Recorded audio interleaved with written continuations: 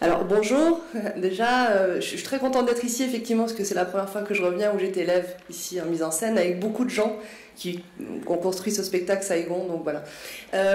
Par rapport à la question de l'émotion, je suis contente de commencer par ça parce que quand on est parti, donc le spectacle Saigon, on l'a écrit avec beaucoup d'allers-retours entre donc, la France et le Vietnam, entre Paris et Saigon, enfin Ho Chi Minh Ville. Et quand je suis revenue à Paris, j'avais écrit sur mon cahier, j'avais marqué « N'oublie pas Saigon ». Et ce que je me suis dit, c'est qu'en fait, il ne fallait pas que j'oublie ce que je sentais là-bas. C'était un trajet des larmes particulier. Alors, on a beaucoup parlé de mélodrame autour du spectacle de Saigon. Nous, on n'a jamais utilisé ce mot-là. Mais par contre, en fait, je sentais au Vietnam à quel point ce pays était en quelque sorte marqué par l'absence, marqué par des départs, que finalement, c'était une ville remplie de gens qui n'y habitent plus, avec des gens qui mesurent l'absence de ceux qui n'y sont plus. Et par exemple, pour vous raconter une chose, moi, ma grand-mère, ma mère est française d'origine vietnamienne. On appelle ça des Viet Kieu. C'est assez intéressant dans le terme, puisque ça veut dire français étranger, vietnamien étranger, pardon. Donc ce sont les Vietnamiens qui désignent donc la diaspora vietnamienne partie dans les autres pays. Donc ils sont désignés comme ça, ce qui est intéressant. Et en fait, donc ma grand-mère avait donc 9 enfants et ma mère était l'aînée de 9 enfants. Et ma grand-mère disait toujours à ma mère, en fait, que c'était la deuxième. Et je lui disais, mais attends, je comprends pas pourquoi, parce que bon, c'est la première. Et ce n'est que en allant au Vietnam après donc de longues années, qu'il y a 2 ans, on m'a dit, oui, mais en fait, on désigne toujours les aînés comme ça parce qu'il y a toujours un enfant oublié quelque part. Donc à l'intérieur même de la langue, l'absence est marquée. Donc effectivement, nous, on a vu en allant là-bas à quel point les corps, ce trajet des larmes était présent. On voyait des gens dans des taxis, des chauffeurs de taxi en train de pleurer sur des chansons d'amour. On allait dans des karaokés entendre des chansons françaises, des chansons vietnamiennes, coréennes, et les gens pleuraient beaucoup. Et nous-mêmes, quelque part, on était contaminés en fait par ça. Bref, donc voilà, quand on parle de cette émotion-là, j'ai voulu absolument la garder mais dans mon cœur en quelque sorte et de pouvoir la retracer. Mais en réalité, je crois que dans les précédents spectacles qu'on a fait avec la compagnie, on m'a toujours parlé de cette question de l'émotion, qui même à des moments était un peu dérangeante. Les gens disaient oui, mais en fait non, on n'arrive pas à réfléchir. Alors bon, moi c'est toujours quelque chose qui m'étonne de me dire, en fait c'est marrant, est-ce que l'émotion bloque la compréhension? Enfin au contraire, moi j'ai l'impression que c'est quand quelque chose me tient, m'émeut, que je démarre une réflexion. C'est quand quelque chose me touche que je commence une réflexion. Donc en fait, moi je n'ai pas eu de mal avec ça, et même au contraire, mes collaborateurs avec qui on travaillait depuis très longtemps, m'ont poussé à ça, m'ont dit bon vas-y. Donc en fait c'est aussi par goût, j'aime absolument ça et quelque part de pleurer sur cette histoire-là.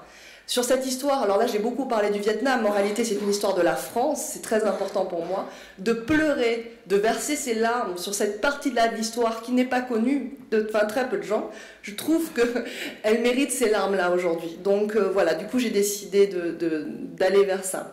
Pour parler juste de la nécessité, puisque tu parlais de ça, c'est une nécessité qu'on a dans la compagnie maintenant de façon globale. Le spectacle, pour vous raconter quand même un tout petit peu, ça se passe donc dans un restaurant vietnamien. Un restaurant que vous pouvez voir, dans lequel vous allez sûrement manger des boboons, des soupes pho, des nems, qu'on peut trouver comme ça à Strasbourg, à Paris. Voilà, ça part de là, en fait, de façon très simple. Moi, j'ai eu envie de me dire, allez, on va là, et en fait, les gens connaissent ces lieux-là, mais n'imaginent pas tout le trajet qu'il y a, toutes les histoires qu'il y a derrière cette femme en cuisine qui est en train de faire cette nourriture-là. Et donc, notre nécessité part d'un lieu, mais au final de visages, de gens, et de ramener de nouveaux récits. En ce sens, je suis très heureuse d'être aussi sur ce plateau avec Lazare. Enfin, je ne connais pas ton travail, mais en tout cas, mon Lazare, voilà, on discute de ça. Donc voilà, de nouveaux récits, d'avoir de nouveaux visages, et d'inventer avec ces gens, tout d'un coup, voilà, une histoire en commun. Voilà, donc la nécessité part de là. Alors, peut-être... Qui est sur le plateau? Qui sont ces gens sur le plateau? C'est des acteurs professionnels? C'est des acteurs français? C'est qui sur le plateau? Qui on va voir? Ils sont pas mal d'ailleurs, ils sont beaucoup. Alors oui, ils sont 11 au plateau. Donc il y a des comédiens français qui a priori n'ont rien à voir avec le Vietnam, mais quand on a fini le spectacle, j'espère que tout le monde se rend compte qu'on a à voir avec le Vietnam. Donc des comédiens français, des comédiens Viet Kieu, donc français d'origine vietnamienne, et des comédiens vietnamiens qu'on est allé chercher donc au Vietnam. Alors, il y a des comédiens effectivement professionnels, donc par exemple Pierre Platier, Adeline Guillot, Dan Arthus, enfin, des gens qui ont fait l'école du TNS, et professionnels, et il y a aussi des comédiens amateurs. Mais en réalité, des comédiens amateurs, moi, c'est pas tant parce que tout d'un coup, j'ai une espèce de goût comme ça pour le théâtre amateur ou quoi.